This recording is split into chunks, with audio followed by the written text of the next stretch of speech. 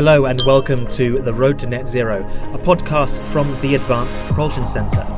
My name is Clem Silverman and we're excited to announce the release of our latest quarterly demand report. This report forecasts automotive battery chemistry production for the first time. We also provide a supply chain forecast timeline shifted to 2027 and 2030. In this insight report, you'll also find the impact of the Inflation Reduction Act starting to be seen in European supply chains, and we take a first look at lithium demand for 2035. The report also looks into the potential of recycling from portable electronics such as laptops, phones and e-cigarettes for lithium extraction and supply to the automotive industry. Here's Chris Jones from our Technology Trends team to explain more. Hi, I'm Chris Jones, Strategic Trends Manager at Advanced Propulsion Centre, and I'd like to talk you through the Q4 2022 quarterly demand report. We have a few new things to talk about, so let's talk about supply chain activity first. In previous quarterly demand reports, we've looked at 2025 for the European supply chain forecast. This quarter, we're looking at 2030, but we're also including 2027. Why are we looking at 2027? In 2027, the rules of origin in the trade agreement between the UK and Europe change.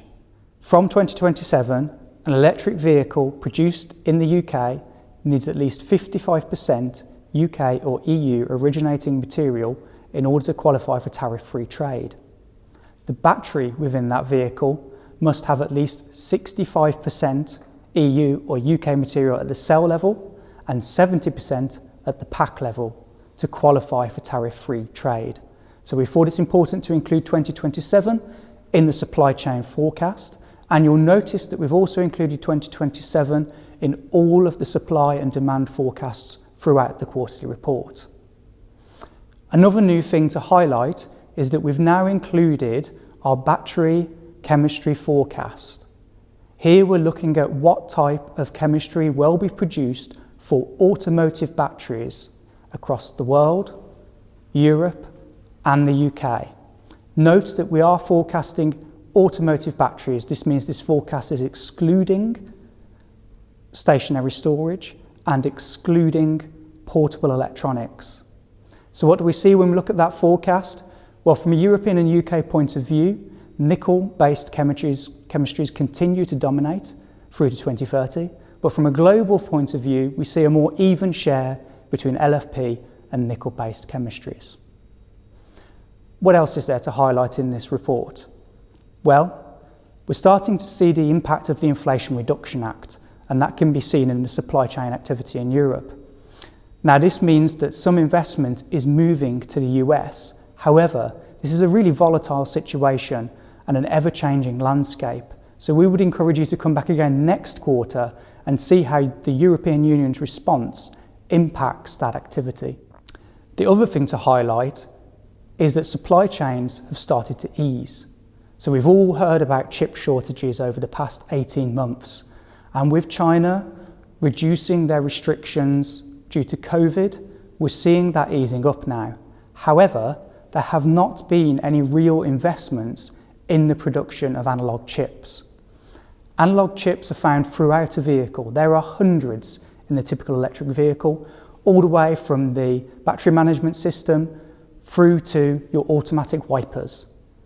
What we saw in the past couple of years were features like heads-up display disappearing from the market due to the shortage of these chips. Now, those chips are available, however, there is not an increase in supply to meet the increasing demand, and there isn't a stockpile, which means there really is a risk in this supply chain if anything further happens to create more strain. Okay, so those are the changes this quarter and a summary of the news. Now let's talk about our insight piece. We wanted to look at lithium supply and demand for 2035. So first of all, I'm going to talk about supply, and then I'll hand over to Luke Bates to talk about demand. So what's happening with lithium supply looking to 2035? Well, if we look at mining, we know there are projects announced. We know there are some projects likely to increase supply. However, this is really quite minimal compared to the deficit there is likely to be in the coming years. And there are two issues here. One is an uncertain global economy, which means investors in mines don't want to put that into new mines. Two is the cost of lithium. OEMs are trying to drive that cost of lithium down in order to control the cost of the battery and the overall vehicle. Again, for a mine, that means that they don't have as much money coming in to justify investment in a new mine. And finally, if you are owning a mine, a limit to supply means a higher price. So frankly, a limit to supply is a good thing for you, and you don't want to necessarily double the supply and then create a situation where you're oversupplying and reducing the price. So it's understandable that mine expansion and new mining might not grow at the same rate as demand. However, there is another form of supply, and that is in recycling batteries. So we have recycling from the gigafactory scrap. Every gigafactory has its own scrap as it makes a battery, and that can be recycled to feed that same gigafactory. There are electric vehicles that will be coming off the market, retiring for various reasons, and there are portable electronics. So we've looked at each of these in turn to look at the supply forecast. Summarising those, for gigafactories, we see that it's likely that gigafactories will try to co-locate with a recycler. The reason for this is it's a lot easier and cheaper for the recycler to focus on a single source of material from a gigafactory. They know what they're getting, it's small and easy to handle. So that makes a lot of sense. The gigafactory can supply their scrap for free to the recycler, and the recycler can potentially charge a reduced rate to the gigafactory to supply raw material. Looking at electric vehicle batteries gets really quite interesting. So there is an expectation that there will be growing retirements of electric vehicles looking forward to 2035. However, there's a lot of studies to say that an electric vehicle could easily last 15 to 20 years. Many forecasters look at a 10-year lifespan or a reduction to 80% charge capacity of the battery. What we're actually seeing is a drop in battery capacity at the start of use of a vehicle, but then it stays stable for a very long time, and we simply don't have vehicles on the market long enough to understand how long that time is.